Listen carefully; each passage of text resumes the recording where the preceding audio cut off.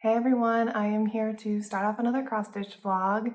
I have been working the last few weeks on, or actually the last 2 weeks on a lot on my Midsummer Stitch pattern and on physical patterns as well. So I'm going to start off the vlog with a little update on the Midsummer Stitch pattern. In the last video I introduced that pattern. I did a whole speed paint in the video, going through a little bit of my design process. This pattern is going to be sold at the Midsummer Stitch Retreat, which is hosted by Lindy Stitches. And yeah, it's super exciting. I'm loving how it's turning out. I started stitching it already, but I have some little clips of when I was doing the DMC picking and just the floss picking. So I'm going to insert those right here. A little update on my Midsummer Stitch pattern. I got the fabric in last week. This is Dolomite by Fiber on a Whim. My initial thoughts, which I put in the video, I think I had a little note on screen, was that this might be too pink for this pattern. And it's definitely pinker than I expected it, and pinker than what my digital mock-up shows. So I've been trying to work with it to see if I can get the colors to a place that will give the original vibes of the digital piece that I drew up earlier. Mainly that's been darkening these colors. These have a lot of the colors need to be darkened to come close to the contrast of the digital piece. But this is where it's at right now. I did a little swatch to test out some of those colors. There are some colors on here that won't be used. That yellow on the right side is not going to be used, I don't think. I don't know. I think it's too cool for the overall palette. And that, the couple stitched at the very top, that peach, that's this one right here. And it blends in almost perfectly with this Dolomite when it's stitched on there. So that's an idea of, if you have DMC 353, you can kind of get an idea for what Dolomite is similar to.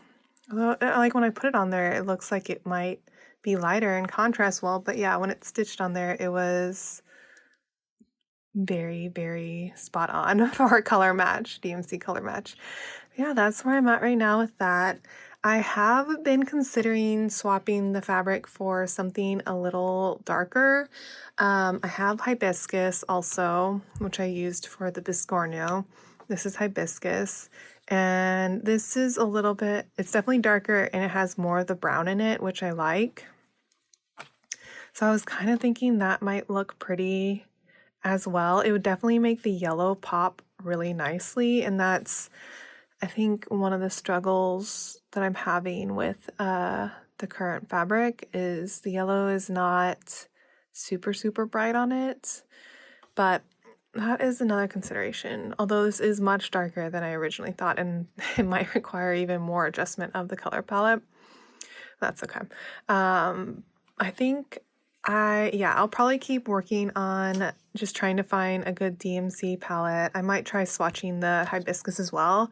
And then the only other thing I'm thinking I might do after I have my DMC set is going to my LNS and trying to see if I can find some overdyes, because I think that'd be fun. Probably Classic Colorworks or something else that Denise has in stock. I think I'm kind of done with buying overdyes online and trying to match colors based on the monitor images and stuff. It just never works out. So I know Denise has Classic Colorworks and Gentle Arts. She has Threadworks. So I'll see if I can get some fun overdyes to go in this pattern. Although this pattern is very much on the small side and there's not one color that is dominant in the pattern. Normally when I have one or two overdyes, it's because that color is featured or used quite extensively in the pattern. And that's not the case here, I think. So it'd just be a little added extra fun, but definitely, I think, not necessary for this pattern in particular. I have some new floss to show off for the Midsummer Stitch pattern. I think the last time we talked, I had picked out these DMC colors for the pattern, and I was planning on heading to Threadneedle Street to check out the overdyed flosses and see if there were any colors that I wanted to pick up to replace some of these DMC in my model stitch. I wasn't planning on doing a full overdye conversion, but that's what I ended up with. They were just so pretty. And so now I have a full set of, this is Classic Colorworks and Gentle Art that I'll be stitching the little Midsummer Stitch pattern in. And they're very, very pretty. Almost all of these are like exactly like the DMC, they're very close to the DMC. A lot of these are like super, super close. Just the overdyes have that very subtle variegation in them. The two colors that didn't have a close match are the two blues, my two blue DMCs. Those aren't as close. They're still pretty close, and it still is, it'll work really, the overdyes are gonna look really nice in the pattern. I think what I'm gonna do though for the pattern is I'll be stitching it in these, of course, and these will be the like called for floss, but then I'm going to replace these two DMCs since they don't match the overdyes as well as I think they could. So I'll be just replacing these DMCs, but everything else had almost a perfect match in either the Classic Colorworks or Gentle Arts line. So there they are. Super excited. I think they're going to be really pretty. Very, very pretty. Okay, so that was my thread floss picking for this pattern. I have those flosses here, the Classic Colorwork and Gentle Art. And then of course the DMC, which I still haven't updated the two blue DMCs that are in here. Those still need to get updated to more closely match the overdyes that I picked out. But here is where I'm at with this pattern. Let's see this side. Yeah, that'll work. There it is. This is already halfway right about here, I think. So it's coming out really well. I love how the colors are looking on this Dolomite fabric. This is 40 count Dolomite by Fiber on a Whim. I did end up going with it. I originally was thinking it was too pink, but now I'm not sure why I was thinking that, because I really like how I really like the pinkiness of it. And in natural light, cats are at it. In the natural light, it brings out the brown more. Maybe that's it. And I also think that the floss being on the fabric, the pinky floss being stitched on the fabric, is really toning down the pinkiness of the fabric. It like complements it well, and it's bringing out more of those browns. So that's where it's at right now. It's looking great. I'm gonna keep stitching on this. This is gonna be like my focus piece for now. But I honestly haven't been doing much stitching because I've been working a lot on reformatting my patterns to be better suited for physical patterns. And I've gotten almost all of my popular patterns reformatted, and it's nice. They're looking really good. I'm really happy with how that's turning out. I'm gonna grab those. So yeah, in my, what is that? Was that last video? I can't remember if it was the last video or the one before that. I was talking about printing out the cover pages for physical patterns and like the paper choices and stuff. And now I have, oh, it's very glare heavy. I have my physical patterns. They're all done. They're all ready to go, mostly. At least the ones that I have reformatted so far. This is Cherry Magpie. So it's very glossy on the front because both the bag and the paper underneath is that super glossy paper that I plan on switching to like luster, so it's not as glary, I guess. And then the back instructions, I'm putting the, it's gonna be impossible to see. I'm just gonna take it out of this. Okay, that's better. So yeah, I'm putting the info up top of, stitch counts, the size on the 20 count, which I usually, the 40-20 count, Ada 40 count linen that I usually stitch on. And then I'm also including the 14 count on there. And this is the number of stitches in the pattern. I really like seeing the number of stitches because I don't use like Pattern Keeper or a lot of digital pattern apps that tell you the stitch count. So this number really helps determine how long it's going to take for me to stitch something. And yeah, that's what it's looking like. I did go with black and white for the pattern itself. I tried doing a muted color, and a lot of my patterns, the colors are, I think, very similar to the point where it didn't really help with the readability of the pattern. and it was just looking a little muddy. And it's also a cost thing, like it's going to be more expensive to print a color pattern, but I'm showing this because it's my pattern, but obviously don't be showing people's patterns. But since it's mine, I feel comfortable sharing it. That's what it looks like, black and white.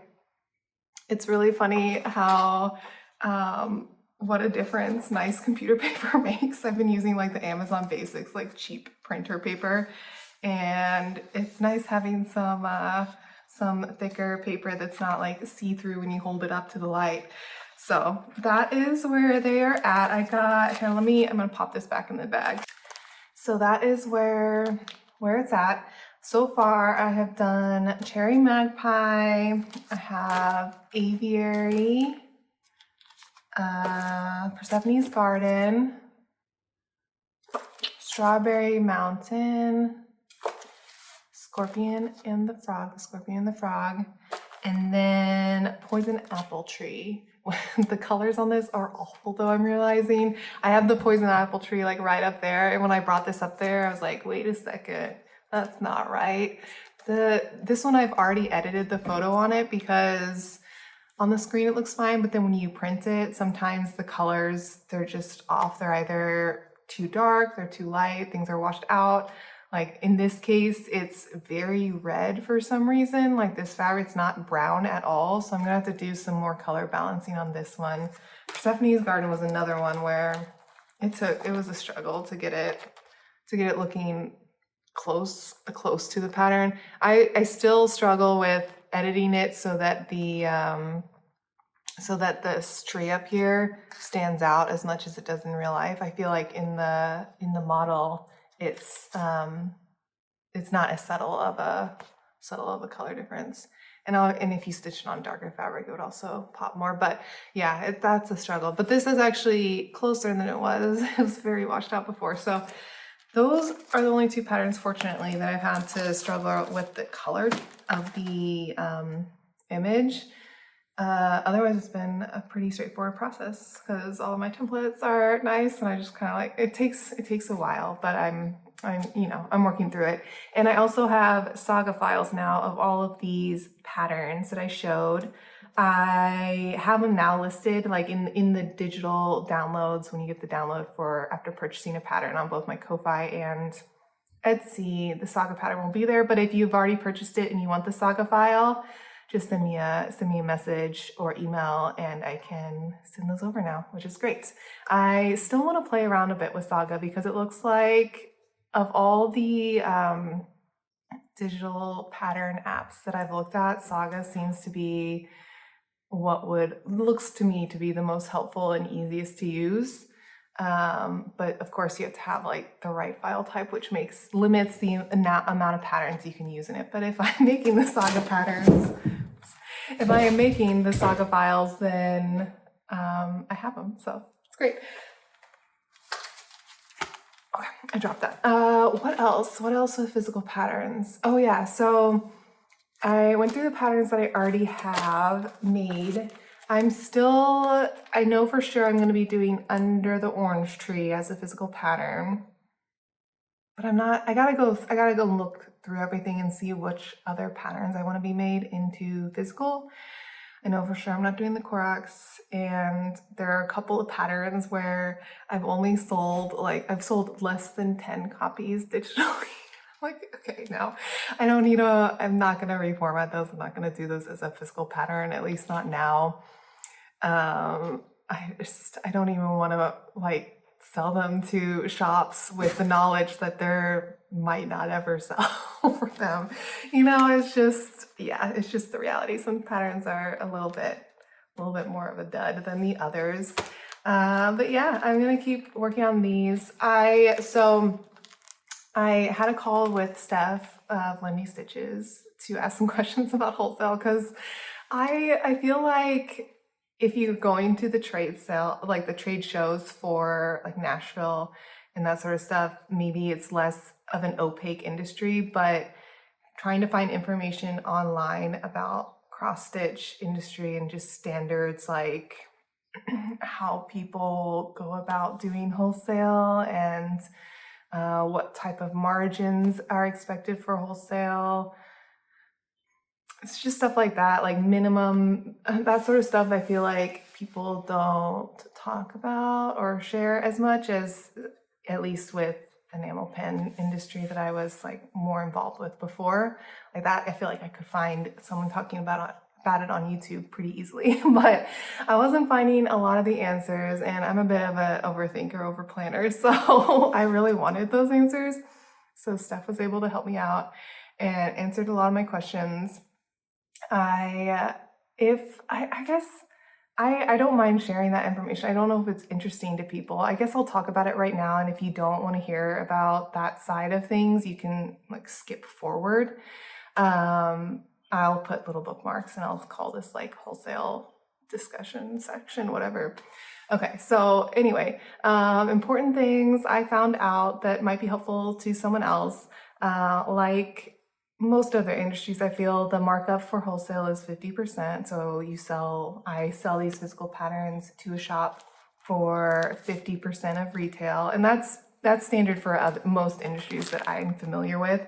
So that wasn't unexpected, but I wanted to be sure, and I wanted to just, I don't know, not be selling them at a weird price. So 50%, and then of course the needlework shop, that's their profit, is the other 50%. So with my patterns, I calculated how much it costs to like print it, like all the bags, different papers, all of that stuff. I have a price point of about 80 cents, 85 cents. It kind of depends on like the number of interior pages, at least for these large patterns.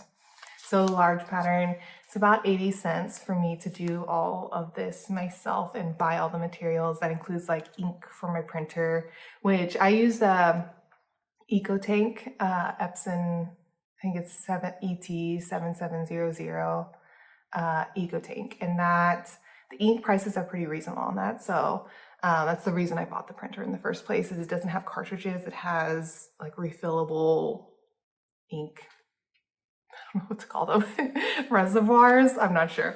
But so my price, the price to produce these for me is about 80 cents, not including any labor.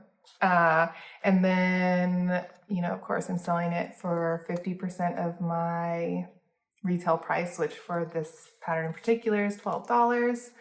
So you can see like what my margin is, roughly about like $5 a pattern, obviously way less than if you're selling it digitally, but I think it's of course a fair trade. I'm not having to do as much marketing that way. I'm not having to physically ship these patterns. I know people prefer physical patterns over digital in some cases. So, yeah, I think it's perfectly fine. If you're going with a distributor, so that's if I'm selling them directly to needlework shops, which when I was talking with Steph, she was saying that is not totally unusual and uncalled for, because I was thinking that you had to go through a distributor, because no one would buy from me if I wasn't going through a distributor. But apparently there are some other designers who just sell direct, and I think that's what I'm going to be doing to start off at least. It just makes the most sense monetarily for me, and also because I didn't hear back from one of the distributors, the one that I was planning on going with. But I'll get to that. So yes, not totally unusual to sell directly. I still have to figure out, I should really make a website, but I'm kind of not just in that space. I don't want to deal with a website or the cost of the website right at this time. So I need to just look at the cost of invoicing through either PayPal or QuickBooks, because I already have QuickBooks that I use normally. So I need to compare some invoicing things there, like the transaction fees. I would hope that QuickBooks, since I already pay a monthly fee, the transaction fees would be less than PayPal. PayPal is the only thing I've used for like invoicing people in the past though, so I have done that a little bit. But yeah, with distributors, what I have found is there seems to be two main counted cross-stitch distributors. One of them is ICG Crafts. And the deal with ICG Crafts is that they print everything for designers. I'm not the one making the patterns and sending them to them to sell. ICG Crafts is the company that will print it, the designer. You're basically essentially paying for them to print it, but it's coming out of the cost, the like profit from selling it.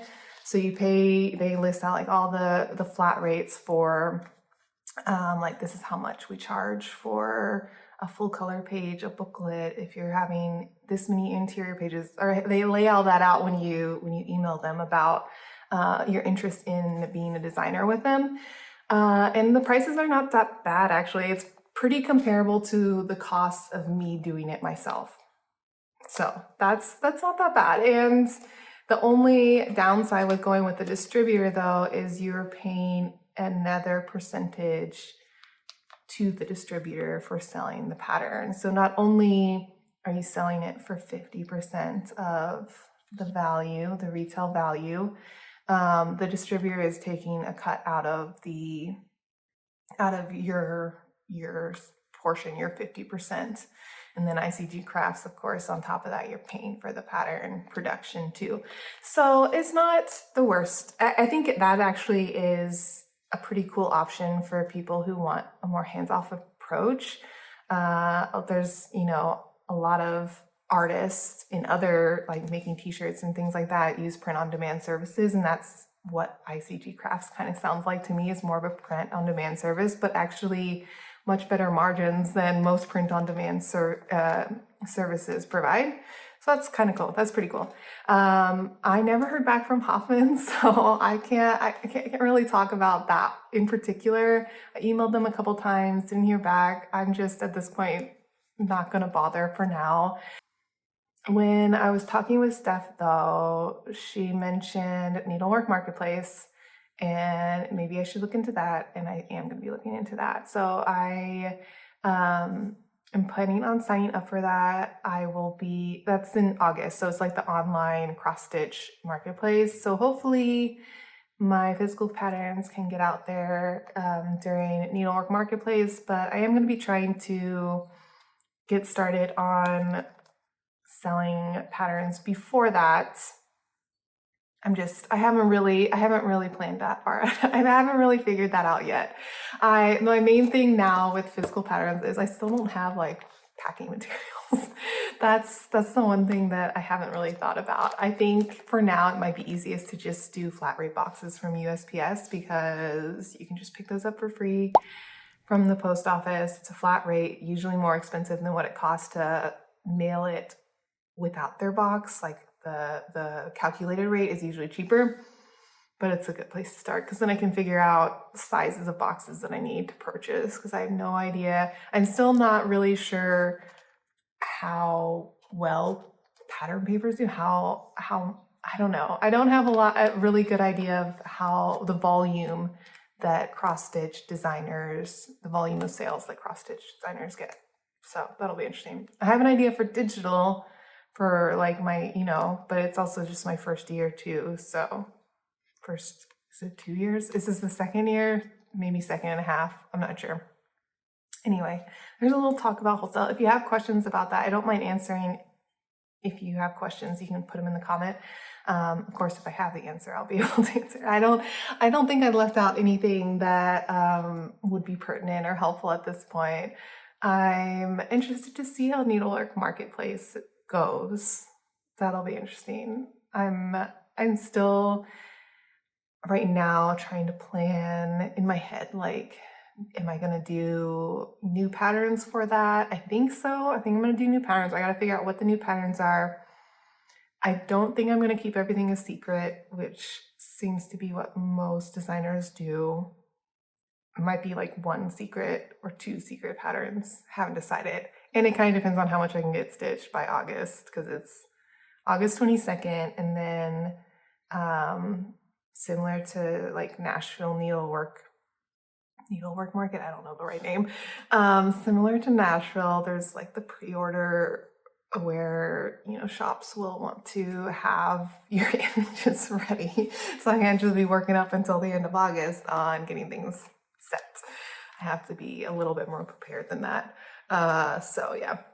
I'll talk more about that hopefully later in the video once I got things figured out. But for now, I'm going to be stitching on that Midsummer pattern. I really want to get that finished and start figuring out how I want to do the FFOing for it.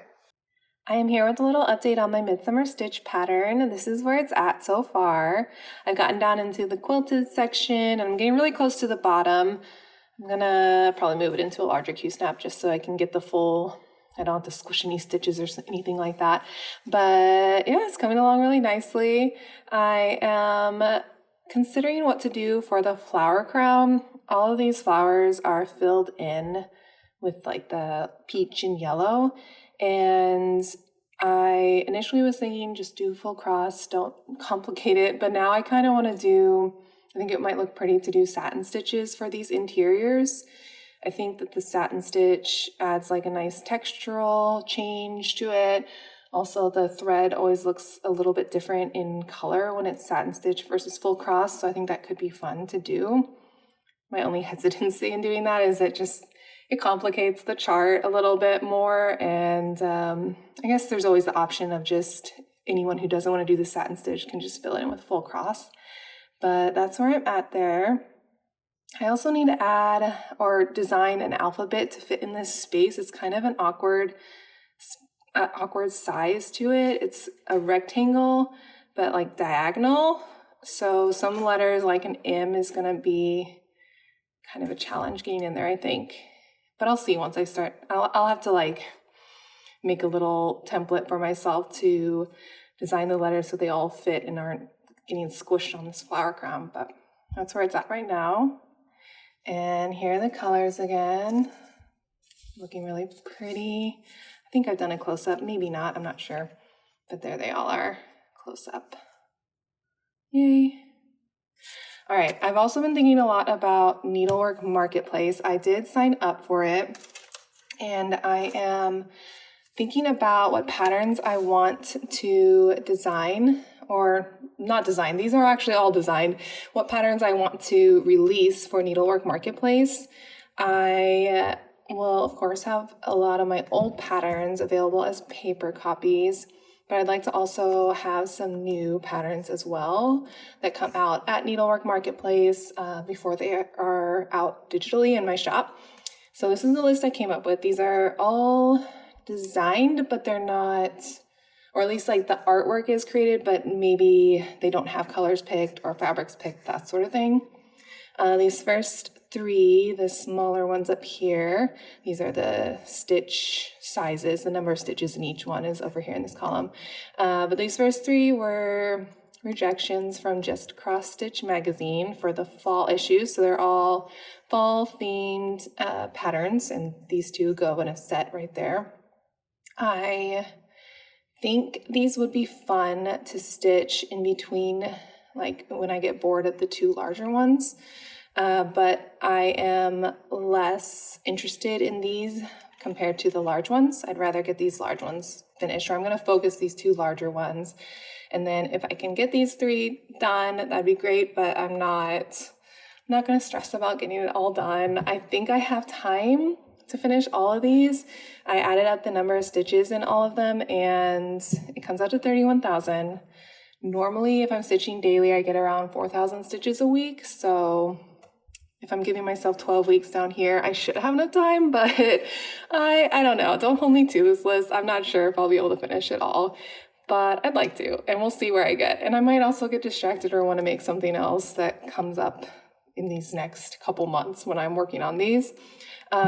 These last two, the larger ones, the ephemeral sampler was designed back in January or maybe in December, I can't remember. I might have mentioned it. It's going to be on the Persimmon Fiber on a Whim linen. And I think I have started picking colors, but I haven't finalized colors for that. And then this last pattern is one I created, I think last weekend. I just got the idea, needed to see it through, and worked on it, and it's finished now, mostly. I think it might need a little bit more tweaking, but I still need to pick fabric and floss for that one. So that's not as far along, but I saw this ephemeral sampler can kind of get rolling after finishing up my Midsummer Stitch. So I think that's what I'm gonna do, and hopefully it works out. We'll see. I've never like designed or released patterns in this way, where it's like a big group of patterns that I'm releasing all at once. I've always just done like the one design, worked on it till it's finished, and then make the PDF, release it, and then move on to the next one. So this is a little bit different of a format. I think it'll be interesting. It'll be a nice change, especially over the summer with my kid being home. It's easier. It's easy to stitch, but not as easy to sit on my computer and work on PDFs and all that extra stuff that comes with designing patterns. So looking forward to this. All right, I'm back for an update. I have a lot to talk about right now. It's been a while. It was spring break last week, so a lot of time has passed, but also it doesn't feel like that much time has passed. I didn't get to film much though, and a lot happened with my cross stitch and wholesale and picking fabrics and threads and all that stuff. So I'm gonna talk about that right now. Start out, wholesale, that's going well. Things are moving along. I figured out a bit of a process. I went ahead and after having the paper copies, the physical patterns figured out, and I had all that stuff ready, I reached out to the 2 shops that in the past have asked if I was interested in doing wholesale and if I wanted to, if I had physical patterns for wholesale available. And at the time I did not, and I had plans that I wanted to do, but I didn't have any idea of how I was going to do it. So I reached out to those 2 shops. First one was Lendy Stitches. Second one was House of Stitches. House of Stitches, that's right. But yeah, I've already fulfilled the order for Lendy Stitches, and I think even it was this morning that she posted the availability of the physical patterns in her shop, which is super exciting. So that is a location or a shop, online shop, that you can purchase physical patterns if you prefer that over digital. She has a lot of my most popular designs right now, and yeah. So it's really exciting. I have a little clip that I am going to insert right here. I am getting ready to ship my first wholesale order. Here's what it looks like. This order is going to Steph at Lendy Stitches. Thank you so much. Thank you so much for the order. I don't know if this is a typical wholesale order or if Steph just has a lot of faith in me. So we'll see, but so far so good. Everything's been working out smoothly. Okay, so that was the Lendy Stitches order, and I'm in the process right now of putting together the order for House of Stitches. So exciting. I still need to do a full social media post, something on Instagram most likely, saying that I have physical patterns available. I also need to figure out how to do some sort of newsletter situation. I use Linktree right now, and that's like I don't know what they're called, but it's just a little page that you click on from Instagram that has links to my Ko-Fi and Etsy and YouTube. And I'm fairly certain, I don't know if Linktree does this, but I'm fairly certain there are similar ones that have little newsletter contact, like sign up for my newsletter here sort of situation. So I need to look into that, because that will be helpful in the future. So I'm not planning on starting a website anytime soon.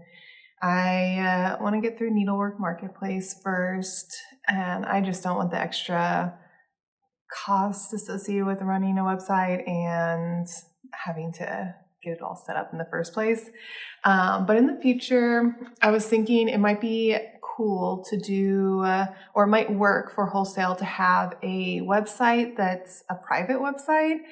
I haven't looked into it much, but I just remember back in the day, a lot of enamel pen artists would have Patreon exclusive shops where you could only have access to certain designs if you were a Patreon. So they had basically a private section of their shop, and I'm fairly certain you can do that with certain apps on Shopify, which is it's the storefront I'm familiar with. That's what I used for my business in the past, my enamel pin business. So I think I'm going to look into that. I'm not sure. It could work. I think that could work, and it might streamline the process a little bit, because right now I'm doing it most like over email. I'm taking the wholesale orders over email. I just send out a price list with, the item name, a picture of it, and wholesale price, retail price, those sorts of things. And then I am, getting the order, and I am using QuickBooks invoicing. That's what had the lower transaction fees of the PayPal QuickBooks, of those two. So that's how I'm doing it. And it works fine. It's not difficult at this point. I could see it being cumbersome and a little bit harder to track if my wholesale orders pick up, or even during times of like market situations where there might be more orders happening in a short period of time. But for now, I'm just going to stick with what I have, and we'll see what happens. We'll see. So that's where I am with wholesale. Everything's going smoothly, and it's really fun to see just all the physical patterns all stacked up and ready to be shipped out. So I'm excited to do more of that in the future. For Needlework Marketplace, I hope I'm using the right name for that. But the one in August, the online one, I have picked all the floss, or I've collected all the floss and fabric for that. So I'm going to grab that. Okay, so I have a big wad of fabric and floss here. Let's see. So there are, right now, my plans are, I have 3 smaller patterns that I'm planning on stitching. 2 of them come together as a set though. And then they're more medium size. I don't know, is that medium size? Do people think 10,000 stitches is large? I don't feel like that's super large. There are a lot of samplers that are much, much bigger. So I feel like they're either medium or medium large. I'm not sure. But those 2 larger patterns, I have those as well. But for the smaller patterns, here are the fabrics. Let's see, how am I going to do this? Okay, so the set, is Autumn Jewels. Here are the 2 fabrics being used for that. This is Fiber on a Whim Muted Sedona, and this is Fiber on a Whim Hibiscus. And then these are the flosses, a very jewel tone. Get the name now, Autumn Jewels. Okay, a very jewel tone color palette, all in DMC. Let's see, get those separated a little bit better. There we go. And then let's look at it against the 2 fabrics. I can't. Okay. So that's the colors. Those are the colors I have right now for that little set of patterns for that. And then the other smaller pattern is called Green Bungalow. That's more of a working title. I might change that. But yeah, these are the colors for that. This is also a full DMC palette. And that one is on Muted Sedona as well, Fiber on a Whim. There you go. I haven't swatched either of those yet on these fabrics, so I'm not certain if these are like the final palettes, but this is just what I have so far for the work in progress, I guess. But I think those will be fun if I can get to them. Like I said, I'm prioritizing the larger patterns. These smaller ones will be kind of like fill in if I can finish the other larger ones on time. And I've also been working on another pattern that I'm getting too excited about and want to stitch that as well. Like, not even on my list. So we'll see. We'll see if that ends up happening, or if I try and fit that in. I don't know. This next one I've started stitching. It's the ephemeral sampler, and I'm not gonna like talk about it too much because I feel like it'll be easier to explain once it gets further along. But right now I'll just show the progress I have right now. Is that better? I don't know, it's kind of hard for me. So this is on a 40 count Fiber on a Whim persimmon. And yeah, this is the bottom of it. That's the top of it. I was going to stitch this in, but then I was looking at the pattern and I just felt like it could be better, like it wasn't working out for me.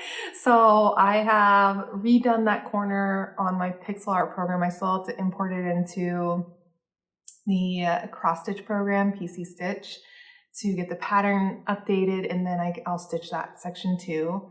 And yeah, that reminds me, I've gotten, weirdly in the past couple of days, I've gotten multiple questions about what programs I use. So I just want to clarify that here, because I think I've mentioned, little times throughout the videos what I use, but not all in one place. So when I do like the speed paints and you see like my pixel art, that's a program called Pixaki, Pixaki, and it is, I think it's definitely available for iPad. I don't think it's available for phones, like iPhones, but definitely on iPad. I'm pretty sure it's paid. I can't remember how much I paid for it, but it was a one-time fee. And it's just a super, it's simple. It's pixel art only, so it doesn't have all the extra features that a lot of like things like Procreate have, where you don't need that for cross-stitch design, right? So it simplifies it a lot just to have it be pixel art program. But after I have the pixel art, I use another program to generate the cross-stitch pattern. And the program I like to use is PC Stitch. It is, I feel like this about most cross-stitch pattern makers I've come across. They are just kind of outdated and they're not bad, but like they're not up to the standard, obviously, of some of the programs like that I use on a regular basis. Okay, that's all. I use PC Stitch. That will let you import the pixel art, and it will put it in the program, give you the DMC. You can change all the colors you're using, and then you can print it out as an actual pattern with symbols. There's also a program, there's WinStitch and MaxStitch. It's the same program. I think they're the same for either one, just depends on which operating system you're on. But I don't like that one as much. It does have more features, weirdly. Like I feel like there are certain aspects of using that program that go so slow to me. Like it's just, like I just can't, like sometimes the lag in that program is just frustrating to me and I don't like it. I don't like my clicks to take so long when things happen, or for it to be delayed in what's showing on the screen. I don't know. It's very weird. I know a lot of people use WinStitch, MaxStitch, and love it. So I have both of them because I've tried out both of them, and I still use WinStitch because I have to use that as an in-between to get Saga patterns. Like I have to import my PC Stitch pattern into WinStitch and then export it as a file type that Saga will recognize. And then I bring it into Saga, and then I do some additional editing in Saga and then save it as a Saga pattern, because that WinStitch program file doesn't cooperate with Google Drive for whatever reason. Like Google Drive will just like destroy it. So I don't know. It's a whole convoluted, complicated thing. If anyone wants me to spell it out in the future, let me know. But yes, that's the whole process that I use. So main program for art is Pixaki. Main program for the cross stitch pattern itself is PC Stitch. Okay. But yeah, well, I don't even know what I got to saying in this one. Fabric is persimmon, yeah. And then here are the colors. These are all DMC, yeah. These are all DMC. Kind of ratty because I was just stitching on this morning.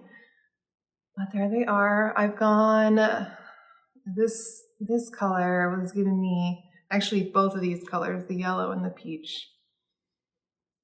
I changed those a couple times while stitching this already. They're final now because I have gotten to a point where I like how everything is, and I work my way down so I can like see how certain sections of colors are cooperating with each other. But yeah, I had to rip out like 3 of these butterflies because I wasn't liking the colors, and normally I don't get that far into stitching I don't let myself get that far before I change my mind. Normally at that point, I just like give up changing and just stick with it, but it was really bothering me and I thought it could be better, and I'm really glad I changed it because I think it looks a lot better than what I had before. But yes, that is this one so far, and I'll talk more about inspiration for it and all that in probably the next one. Okay, and I just remembered I didn't mention the Midsummer Stitch. I did finish stitching that because I'm already working on this. So I did finish stitching the Midsummer pattern that's going to be for the Lindy Stitches Midsummer Retreat. And I was like going back and forth about whether or not I should show it, but I think I want to save like the final reveal for when we're closer to the retreat. So it's all stitched up. It looks really good. I like how it turned out, and I'm just figuring out how I want to FFO it. I think I'm going to do, I don't know, flat fold possibly. I kind of like flat folds lately, so we'll see, but I'm not sure yet, but it is finished.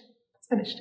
Okay, so last pattern is, I actually don't have the floss for this yet because I haven't picked the floss. But that one is going to be stitched on Fiber on a Whim 40 count malachite. Take it out of the bag. I just noticed Dots was here. I didn't realize she was there. I've been too focused on what's in front of me. Okay, so here is that one. And yeah, I still need to pick floss. I need to work on that soon and do a swatch on this, because I think I'm going to start this maybe next week. I don't know. I don't know if I want to keep going on this till it's finished or kind of like switch around for a bit, but I think switching around might be good if I'm trying to keep this secret. I should be putting in like a little bit of work as I go. Otherwise, it'll just be like a month of stitching this and I won't have anything to share. And I like being able to share stuff. So I'll probably try and get a little bit of this done like over the next like multiple weeks, multiple months. But that's the last one for now. I don't know, unless I change my mind. Yeah, I'm really considering adding or either trying to get another pattern, fit in another pattern into this schedule. I mean, of course, I can always just release the pattern later, so it's not a big deal if it doesn't get stitched right away, but I just want to stitch it right away. All right, let's take a look at my list, figure out what I'm forgetting. I know there's one thing over there that I'm not really forgetting, but I know I have to do it. Let's see. Oh, that's right. So I think in the last video I said at the end that I was going to make a more like sit down and look at all the stuff I've done for the past 3 months. And I don't think I'm going to do that. I was lying. I don't want to do that anymore. So much time has passed and I'm not really interested in going and digging up everything and trying to organize it. I think I'm too distracted by the model stitching right now to be interested in filming that. So don't expect that. Let's see. Okay. Yeah, I think I got it, except for the last thing that I'm going to share. All right, last thing to share is the pattern I have in Just CrossStitch. This is the only pattern I've gotten accepted into Just CrossStitch, so it's exciting. And I really like how this pattern turned out. So here it is. I posted this on Instagram already, so you might have already seen it, but it's called Blueberry Harvest. It's a little pattern. I can't remember the dimensions. I want to say 100 by 60, but I'll open this up and see. I don't remember though. It's mostly in DMC. And then this reddish orangey color is a Threadworks. I don't remember which Threadworks it is, but it's called Devilish. And it looks a lot like, it looks a lot like 606, I think. Yeah, so this is 606 because I'm using this in one of that sampler I'm stitching right now. The orange in that Threadworks looks very close to the 606. But if you want it to be more red, you could also choose like a more red tone than this one, because this one's just like a reddish orange, a really bright reddish orange. It's the same color I also used in the under the orange tree up there. Yeah. So yeah, here it is. Cute. I made this into a flat fold using Sarithi's no glue flat fold tutorial, which I've used a couple times now and I really like it. Instead of using fabric for the bottom, I just had this, I don't know what this is called. I don't know what that style of, it's not a ribbon. I don't know what that's called, but I just had some of that from a different project. And then I made the cording with, made it at home, just with the color of DMC that is like this little princess hat and the borders in the pot down there. So that is it. Inspiration for this, the issue is for the summer issue, and they asked, their prompt was something like summer activities or something, like things you do in the summer. I'm not sure, but I live in the Pacific Northwest, so berries are really in season. There's a lot of berry picking. In my yard now, we only have blackberries, which are not a great plant. They're like the very thick like brambles, and they take over their, I think they're invasive. I don't know that they're native. I feel like they're invasive because they really take over the place. We'd like to eventually have some berries, but I don't know if I want to deal with the deer proofing I need to do to allow those plants to flourish, because right now the deer, if I didn't leave them guarded, they would just destroy it. They like to eat a lot of stuff in my yard. But yeah, so I was thinking of berry harvesting, and then I wanted to do a cute little bird in it because I don't really do humans or that sort of thing. I don't like drawing humans as much or putting them in my patterns as much, so I did a bird instead. We get a lot of these types of chickadees in my yard, and my cats love looking at them out the window. And then I put a little princess hat on it because I also, or at least in the past, I've gone to Renaissance Fair every summer. So that's what I was thinking. I was trying to incorporate something Renaissance Fair related in the pattern as well, and decided a cute little hat like that would look good. But there's that pattern. And I think it's these magazines are released today, I'm pretty sure. I got confused because my library app weeks ago notified me of the new issue, so I had access to the issue before I think the physical print magazines were available. I found the page. Here it is. That's the pattern, or that's what it looks like in the book. It's on page 61.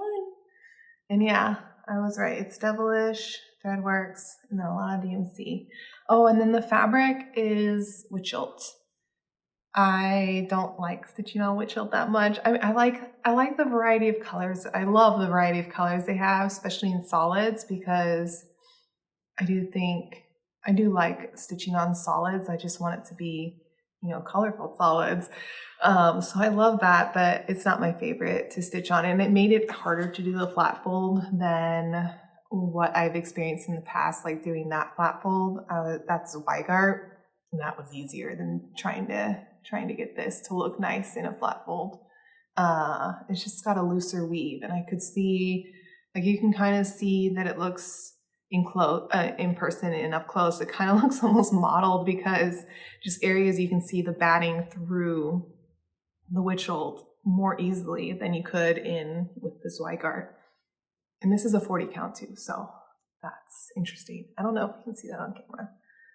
Not really. I don't know. I don't think it's showing that much. There's that. Okay. I think that's everything. Yay. I'm gonna be in model stitching mode for a while. I don't know that I'll do like a vlog style thing for a bit, just so I can get some work done, like really focus on the models and try and get some done. But yeah, it's fun so far, and I'm gonna try and post more on Instagram than I have been, because I keep opening up Instagram and like going to post something and then looking at when my last post was, and it's 3 weeks to a month. It's just crazy. I have not been paying attention to it, but yeah, I'll see you in the next one.